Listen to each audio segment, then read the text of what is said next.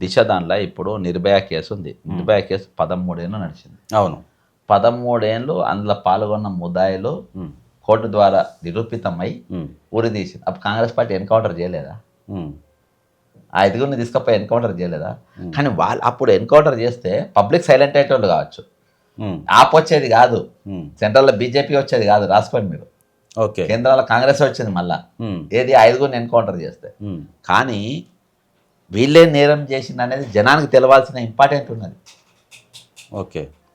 అందుకనే వాళ్ళు అన్నేళ్ళు కేసు నడిచినా కానీ న్యాయస్థానం లోబడి చేసింది. మీరు జనం మెచ్చుకోవాలని చెప్పి వాడు నేరస్తుడో కాదో తెలియదు. ఇప్పటికి కోర్టులో నడుస్తున్నాయి కదా, ఫేక్ కౌంటర్లని తీసుకపోయి చంపిందని. ఇప్పటికీ ఆ పోలీస్ ఆఫీసర్లు మెడ మీద కత్తి ఉన్నది. అది చేసినా కానీ ఎవరికో సంతోష పెట్టడానికి ఆయన చేసిన అతిపెద్ద తప్పు. ఎవరు? మిస్టర్ సజ్జనర్ గారు.